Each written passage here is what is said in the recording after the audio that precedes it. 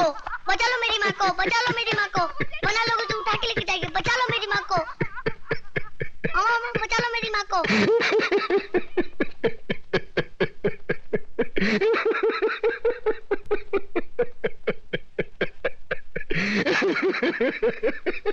अरे क्यों है तुझ पर?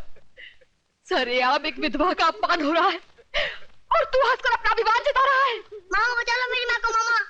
अरे ये क्या बचाएगा मुझे? ये तो एक औरत की लाचारी पर हंस रहा है। ऐसे लोगों की जहरीली हंसी से तो एक औरत को वैश्या बनने में भी शर्म नहीं आएगी। अरे चुप कर, शर्म तो तेरे को आनी चाहिए। आज बचाऊंगा, कल कौन बचाने आएगा तेरे को?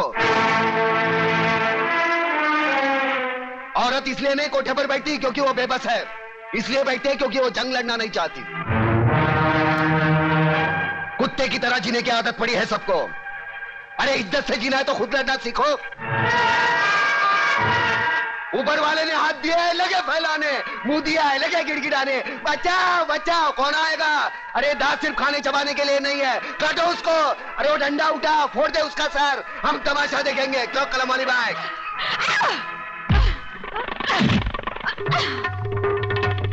एक औरत को धंधे पर बिठाना चाहते हो तुम? छोड़ो तुम लोगों को, कमीने, कुत्ते,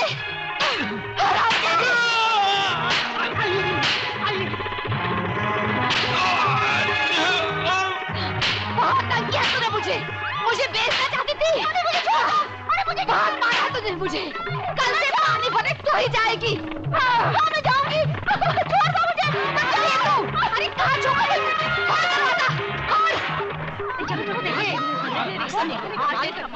देखा प्रताप, देखिए अपनी जुबान की ताकत।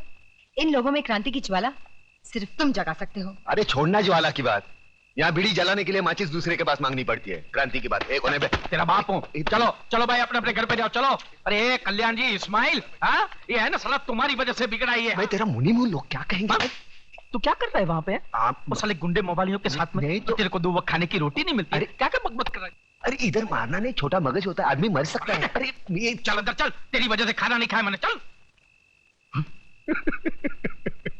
क्या हंस रहा है? क्या हंस रहा है? तेरा कैरेक्टर मेरी खोपड़ी में नहीं बैठता। अरे नहीं बैठे तो ना सही। तू मेरे को एक बात बता पहले। क्या? मेरे पैसे से तुम लोग दोनों आंकड़ा खेलते हो? ना, ना, ना। मटका बटका तो नहीं खेलते हो ना? दारू बारू पीते हो? बीड़ी की बात आती है, मुंह बंद कर। बेटे रंडीबाजी तो नहीं करते हो ना? अरे कलम अली भाई, एक बच्चे के साथ कैसी गंदी बात करता है? ऐसी गंदी चीज नहीं करना बेटे। तो फिर मेरी लक्ष्मी को क्या तुमने फिल्म लाइन में डाला है? कंफर्म करोड़, 1 करोड़। चल खाना खा के गाना गाते। तुम मेरी इकलौती बेटी हो ममता, सो मुझे मालूम है कि अगर तुमने कोई लड़का चुना है तो जरूर वो कोई हीरा होगा। वो कोई बिजनेस मैग्नेट है या इंडस्ट्रियलिस्ट? नहीं डैडी, इनमें से कोई नहीं है।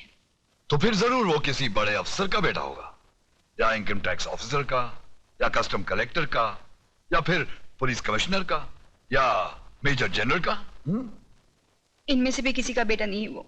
अरे वाह, तो फिर जरूर वो किसी मंत्री, डॉक्टर या इंजीनियर का बेटा होगा। हाँ? तो फिर किसकी औलाद है वो? कोई गरीब घराने का है या किसी झोपड़पट्टी में रहता है वो? हाँ। क्या मतलब? शहर के मशहूर बिल्डर योगराज की इकलौती बेटी दुल्हन बनकर झोपड़पट्टी में जाएगी? बिल्कुल नहीं, नामुमकिन है। डैडी, आपने लक्ष्मी नगर का नाम तो सुना होगा? सुना है। शहर के बीचों बीच एक सड़ी हुई झोपड़पट्टी है, वही रहता है ना वो? हाँ। लक्ष्मी नगर का नाम तो ऐसे ले रही है जैसे शहर के सारे रईस वही रहते हो। डैडी, वो लक्ष्मी नगर के मालिक लक्ष्मीदास जी का बेटा है। क्या? क्या? अपने लच्छू का बेटा है वो? लेकिन तू तो कह रही थी झोपड़पट्टी में रहता है वो। अरे बेटी, वो लक्ष्मी नगर का मालिक है, मालिक। वाह बेटी, मैं तुम्हारी पसंद की दाद देता हूँ। यूं समझ लो तुम्हारी शादी पक्की। मैं कल ही जाकर लच्छू से बात करता हूँ। अब तो तुम खुश हो? Thank you daddy, thanks.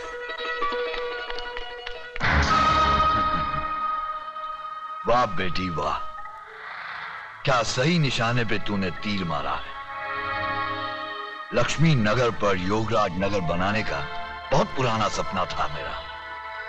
आज तेरी वजह से वो सपना पूरा होते हुए नजर आ रहा है मुझे। लच्छू योगू, अरे योगू मेरे यार। अरे तू तो बिल्कुल वैसा का वैसा ही लगता है, एकदम दुबला पतला। हा? मैंने तो सोचा था कि आदमी के पास पैसे आ जाए तो बड़ा झाड़ा मोटा हो जाता है। अरे यार तुझे देखकर अपना बचपना याद आ गया। याद है तुझे तू कैसे छोटे छोटे मिट्टी के घर बनाता था? हा?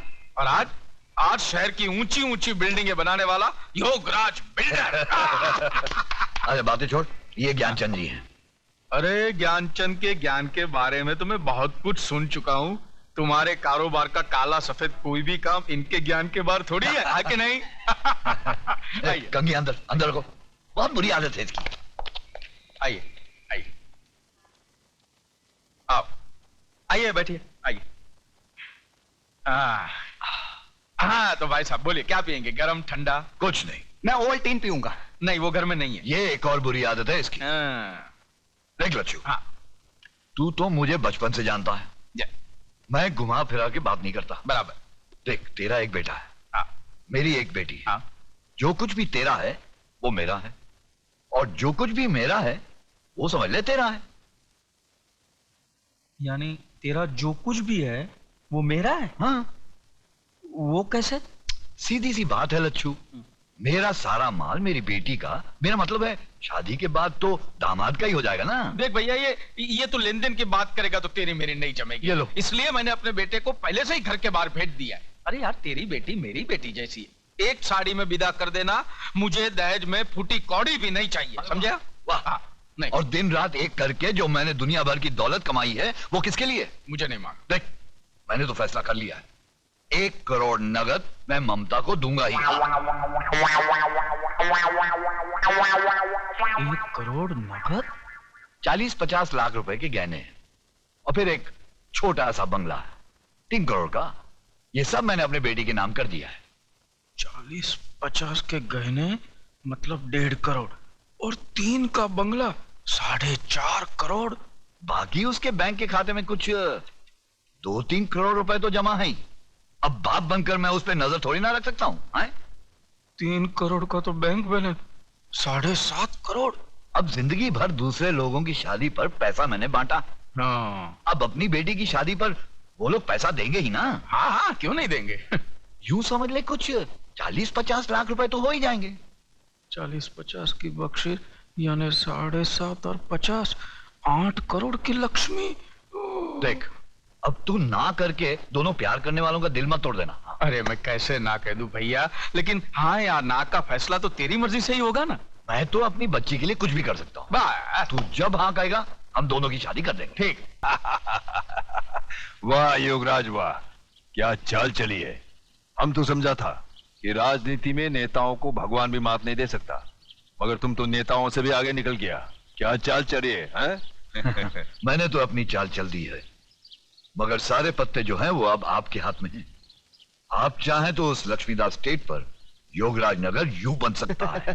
अरे बन सकता है क्या योगराज, समझो कि बन गया। क्यों चंद्रू? अरे तुम्हारा दिमाग खराब हो गया देशमुख। अरे वहां कोई क्रिकेट का खाली मैदान है जो तुम उधर जाके बिल्डिंग बना लेगा? गिरे, अरे हमारा तो समझ में नहीं आता है कि तुमको इस राज्य का मंत्री पद कैसे मिला। 40 साल से बसा लोगों को हटाएगा कैसे? अरे भाई 40 साल से जो काम नहीं हुआ वो 40 मिनट में कर देगा। झगड़ा तो मत करो तुम लोग। नहीं चतुर जी नहीं, अभी नहीं प्लीज। इलेक्शन सर पर है अभी, और वो इलाका मेरा वोट बैंक है। आपको जो कुछ भी करना है इलेक्शन के बाद कीजिएगा प्लीज। ए ना चल बे, ए ना चल बे। अरे ऐसा लफड़ा तो इलेक्शन में होता ही रहता है। अरे काम करेगा दादा, नहीं समझा? अरे तुम हमको बदनाम करो, हम तुमको बदनाम करता है। हा? हा? अरे बरसों से जो हम जैसा देशभक्त नेता लोग करता आया है। दंगा फसद का बात, दंगा फसद के मामले में दादा का हाथ पूरा हिंदुस्तान में कोई नहीं पकड़ सकता है। बस बस बहुत तारीफ हो गया, अभी आगे बोलो करना क्या है। अरे इलेक्शन का 2-4 मीटिंग के बाद एक जोरदार धमाका। भाइयों और बहनों, आजादी के बाद कितने इलेक्शन आए और गए, कितने नेता आए और भाषण दे देकर चले गए, लेकिन इस बार हमने दोनों पक्ष के नेताओं को एक ही साथ बुलाकर आपके सामने खड़े कर दिए हैं। तो लीजिए, ये हैं जनता जागृति दल के नेता श्री बब्बन राव देशमुख, और इनकी निशानी है डूबती नैया। इसलिए ये हमारे देश की डूबती नैया को बचाने आए हैं। बजाओ ताली। सुनो सुनो, ये है क्रांति दल के क्रांतिकारी नेता श्री चंद्रसेन आजाद। इनकी निशानी है जली हुई रोटी। इनका दावा है कि देश के हर भूखे नंगे को रोटी खिलाएंगे और खुद भी दबा कर खाएंगे। बजाओ ताली। बंधुओं आणि भगनीनों, भाइयों और बहनों, पिछले कई वर्षों से आप लोग हमें जिताते आए और हम भी जीतते आए, और आप लोग ये अच्छी तरह जानते हैं कि बदले में हमने आप लोगों को क्या क्या नहीं दिया। अरे ये सब झूठ बोलता है, सब झूठ बोलता है। अरे ये लोग ऐसा बोलता है जैसे टेप किया हुआ कैसेट। मगर आज आप इन लोगों का बातों में नहीं आने का। ये लोग आपको अगर कुछ दिया है तो गोली भी दिया है, बेकारी दिया है, भूख दिया है, भ्रष्टाचार दिया है। ये ना चलबे, ये सरकार ना चलबे। ये क्रांति दल के लोगों की दोगली बातें सुन सुन के मेरा खून खौलने लगा है। मिस्टर चंद्रसेन आजाद, मैं तुमसे एक ही प्रश्न पूछता हूं कि कुर्सी और सत्ता हासिल करने के लिए तुम लोग कौन कौन से ढोंग नहीं रचाते। धर्म, जातिवाद और पता नहीं कौन कौन से प्रश्न खड़ा करके लोगों को उल्लू बनाते हैं।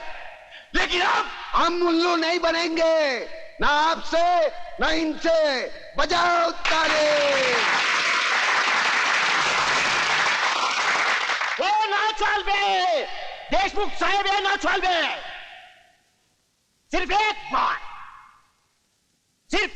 बार इस देश का सत्ता का लोगम हमारा हाथ में दो, और फिर हमको इस देश का सेवा करने का मौका दो। और हमारी सेवा करते करते ये ऐसा मेवा खाएंगे, ऐसा मेवा खाएंगे कि देश की खटिया खड़ी हो जाएगी।